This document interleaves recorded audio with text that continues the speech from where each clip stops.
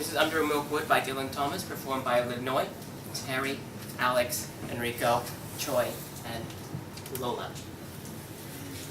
Only you can hear the houses sleeping in the streets in the slow, deep salt and silent black bandaged night. Only you can see in the blinded bedrooms the calms.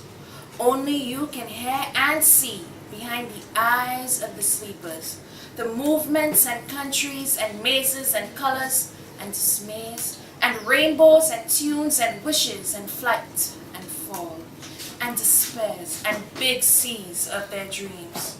From where you are, you can hear their dreams. Captain Cat, the retired blind sea captain, asleep in his bunk in the sea-shelled, ship-embottled, ship-shaped, best cabin of a schooner house dreams of. Never such seas as any that swamped the decks of his SS Kidwilly, bellying over the bedcloths, and jellyfish, slippery, sucking him down salt deep into the davy dark, where the fish come biting out and nibble him down to his wishbone, and the long drowned nuzzle off to him. Remember me, Captain. You're Dancing Williams! I lost my step in Nantucket. Do you see me, Captain? So wide-boned talking? I'm Tom Fred the Donkeyman. We shared the same girl once. Her name was Mrs. Probert. Rosie Probert, 33 duckling. Come on up, boys, I'm dead. Hold me, Captain. I'm Jonah Jarvis. Come to that end. Very enjoyable. Alfred Pomeroy Jones, sea lawyer, born in Mumbles, sung like a linnet, crowned you with a flagon, tattooed with mermaids, thirst like a dredger, died of blisters. The skull at your ear hole. Call me Batman. Tell my auntie it was me that pawned the Ormolu clock. Aye aye, Curly. Tell my missus no, I never done. What she said, I never. Yes, they did. And who brings coconuts and shawls and parrots to my going now? How's it about? Is there rum and lava bread? Bosoms and Robins. Concertinas, Ebenezer's bell? Fightings and onions. And sparrows and daisies? Fiddlers in the gem jar. buttermilk and whippets, Rockabye baby? Washing the lane. And old girls in the snug? Hot tenders and dollars. who milks the cows in Misquit? When she smiles, is there dimples? What's the smell of parsley? What's the smell of parsley? What's the smell of parsley? Oh my dead dears! From where you are, you can hear in Cockle in the spring moonless night Miss Price, dressmaker and sweet shopkeeper, Grima. Her lover, tall as the town clock tower, Samson syrup gold maned, wrecking-thighed and piping hot, thunderbolt bassed and barnacle-breasted, flaming up the cockles with his eyes like glow lamps and scooping low over her lonely, loving, hot water-bottled body. My fairy Price. Mr. Mock Edwards. I am a draper mad with love.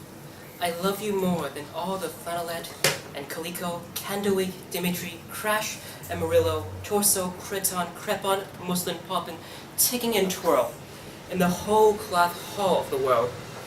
I have come to take you away to my emporium on the hill, where the change hums on wires. Throw away your little bed socks and your Welsh wool knitted jacket. I will warm the sheets like an electric toaster. I will lie by your side like the Sunday roast. I will need you a wallet of forget-me-not blue for the money to be comfy. I will warm your heart by the fire so that you can sleep it under your vest when the shop is closed. My fairy, before the mice gnaw at your bottom drawer, will you say? Yes, Smoke! Yes, Smoke! Yes, yes, yes! And all the bells of the tales of the town shall ring at our wedding. Dun, dun, dun, Dun-dun-dun-dun.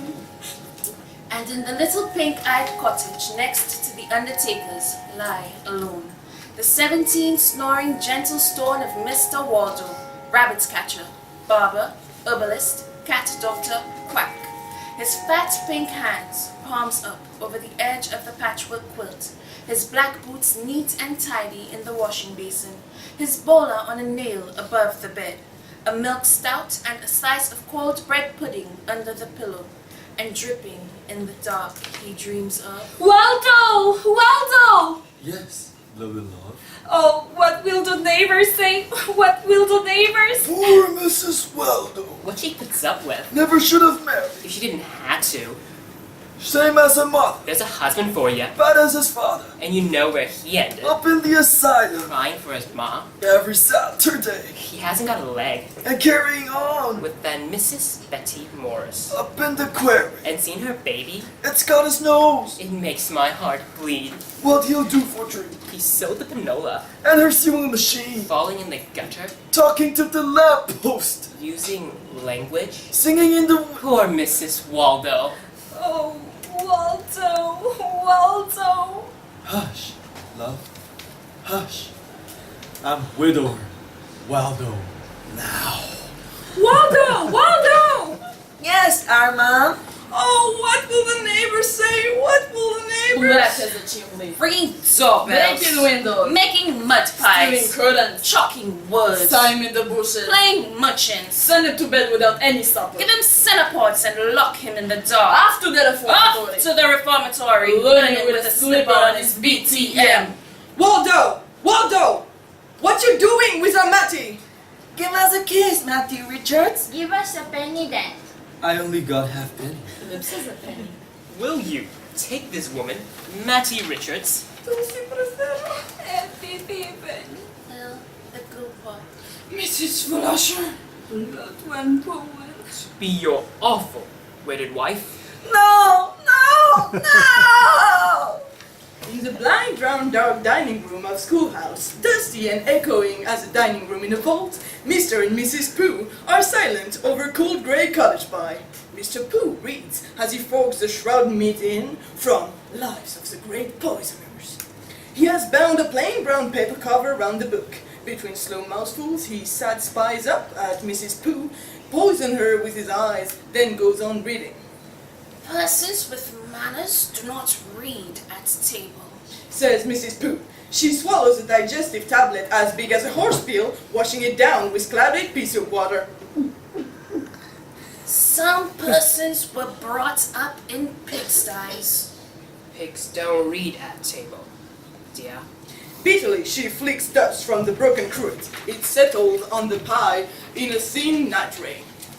Pigs can't read, my dear. I know one who can. Alone in the hissing laboratory of his wishes, Mr. Pooh mixes for Miss Pooh a venomous porridge unknown to toxicologists, which will scald and viper through her until her ears fell off like figs, her toes grow big and black as bones, and steam comes screaming out of her navel. You know best, dear. Says Mr. Pooh, and quick as a flash he ducks her in Ratsu. What's that book in your trough, Mr. Pooh? It's a theological work, my dear. Lives of the great saints. Miss Pooh smiles. An icicle ferns in the cold air of the dining vault. I saw you talking to a saint this morning, Saint Polygata. She was martyred again last night. Mrs. Organ Morgan saw her with Mr. Waldo. And when they saw me, they pretended they were looking for nest. Said Miss Morgan Morgan to her husband with her mouth full of fish as a pelican's. But you don't go nesting in long combinations. I said to myself, like Mr. Waldo was wearing, and you're dressed nearly over your head like Polygardas. Oh, they did it for me. When Big Bird gulp and the flounder's gone, she licks her lips and goes stepping again. And when you think of all those babies she's got, then all I can say is she'd better give up bird nesting. That's all I can say. It isn't the right kind of hobby at all for a woman who can't say no even to midgets. Remember Bob Spit? He wasn't any bigger than a baby, and he gave her two. But they're two nice boys, I will say that. Fred Spit and Arthur. Sometimes I like Fred best, and sometimes I like Arthur. Who did you like best, Organ? Hey, back without any doubt. Back every time for me. Organ Morgan, you haven't been listening to a word I said. It's Organ all the time with you. And she bursts into tears, and, in the middle of her sortie howling, nimbly spears a small flatfish and pelicans it all.